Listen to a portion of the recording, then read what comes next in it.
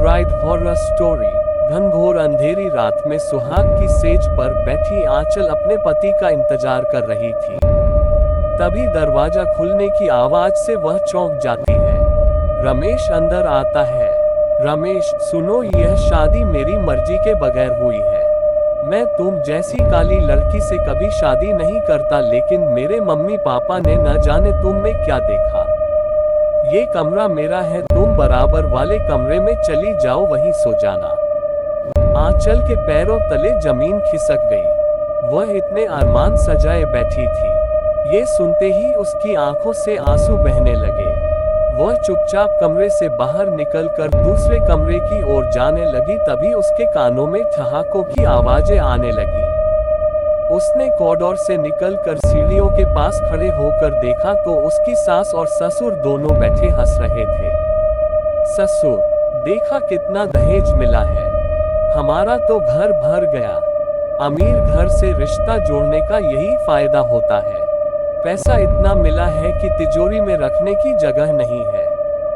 सास, वो तो ठीक है, लेकिन इस काली कलमुनी से कैसे पीछा छुड़ाया जाए। मैं तो अपने रमेश की दूसरी शादी किसी सुंदर लड़की से करूंगी। ससुर, अरे वो सब बाद में, अभी तो पैसों के मजे लो और वह घर में नौकरानी की तरह काम करती रहेगी।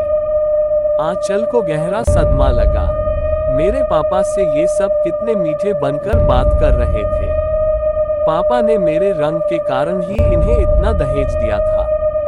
वो पैसों से मेरी खुशी खरीदना चाहते थे। उन्हें पता लगेगा तो न जाने क्या बीतेगी। वह दूसरे खाली कमरे में पड़े पलंग पर बैठी रोती रही। न जाने कब उसकी आंख लग गई। सुबह वह उठकर नीचे चली गई। सास, बहू, तू अपने मायके फोन कर दे, वो तुझे पगफेरे के लिए आज ही ले जाए। यहाँ हम तेरी मुंह दिखाई कर नहीं सकते, सब हमारा मजाक उड़ाएंगे। आंचल चुपचाप ऊपर आकर फोन करने लगती है। उसके पापा आकर उसे ले जाते हैं। घर जाकर वह किसी से बात नहीं करती, अपने कमरे में जाकर रोती रहती है। शाम को उसकी ससुराल से कोई उसे लेने नहीं आता। आंचल को बहुत गुस्सा आता है। वह चुपचाप स्टोर रूम से चूहे मारने की दवा लाकर पी लेती है और अपने कमरे में पहुंच जाती है।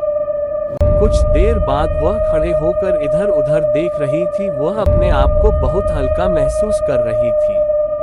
तभी वह देखती है सामने उसका ही शरीर पड़ा था।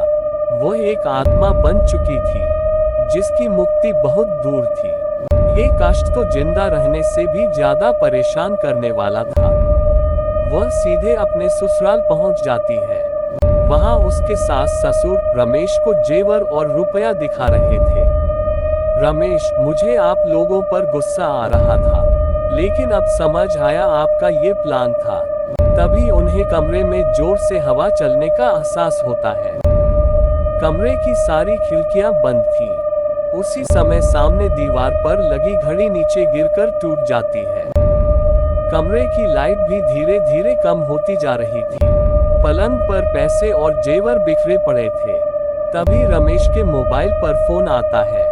उसे सुनकर रमेश के होश उड़ जाते हैं। रमेश, माँ, आंचल के पापा का फोन था। वो बुरी तरह रो रहे थे। आंचल ने जहर खाकर खुदकुशी कर ली। सास, चलो, अच्छा हुआ खुद ही पीछा छूट गया। चल अभी तो वहाँ चलते हैं। कुछ दिन बाद मैं तेरी पसंद की लड़की से शादी करा दूंगी।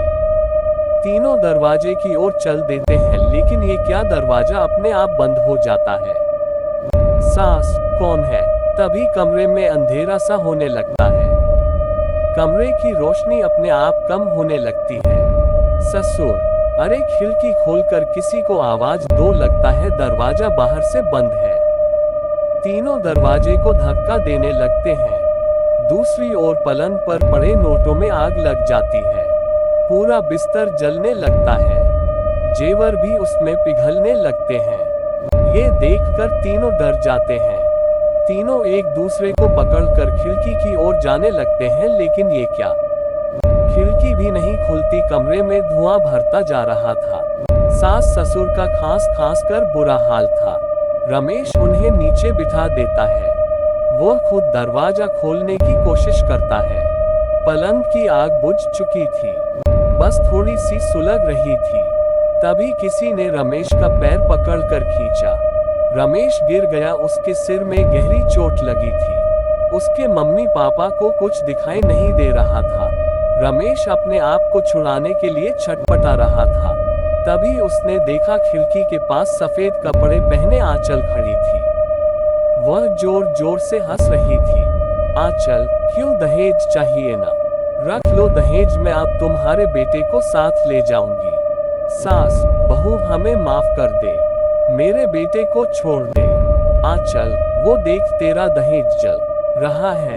आंचल ने दरवाजा खोला तो बाहर रखा सारा दहेज का सामान जल रहा था।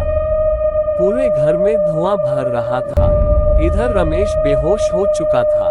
आंचल उसके सीने पर बैठी उसका गला दबा रही थी। कुछ देर तक रमेश पैर पटकता रहता है, फिर वह दम तोड़ देता है। ये सब देखकर रमेश के मम्मी पापा बेहोश हो जाते हैं। जब उन्हें होश आता है तो सामने पुलिस इंस्पेक्टर खड़ा था। इंस्पेक्टर, आप ठीक हैं? ये सब कैसे हुआ? ससुर, बहू ने मारा मेरे बेटे को, उसे पकड़ो। इंस्पेक्टर, आपकी बहू तो सुबह ही मर चुकी है। सास, नहीं, हमारे सामने ही उसने मारा है मेरे रमेश को, उससे मत छोड़ना। रमेश के मम्मी पापा इंस्पेक्टर से गुहार लगा रहे थे। साहब, हमें बचा लो, नहीं तो वो हमें भी मार देगी। वह यही है, आप उस कमरे में देखो। इंस्पेक्टर पूरा घर देख लेता है लेकिन कोई नहीं मिलता। रमेश की लाश को पोस्टमार्टम के लिए भेजकर वह चला जाता है। इधर आंचल का शव लकड़ियों पर रखा था। उसके पिता बिलख बिलख कर रो रहे थे। सभी रिश्तेदार जो कल तक शादी की खुशियां मना रहे थे, आज उदास खड़े थे।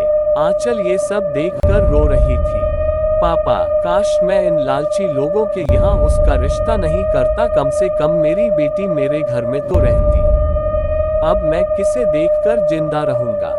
अंतिम संस्कार के बाद सब चले जाते हैं। आंचल अब अपने अगले शिकार अपने सास ससुर को मारने चल देती है।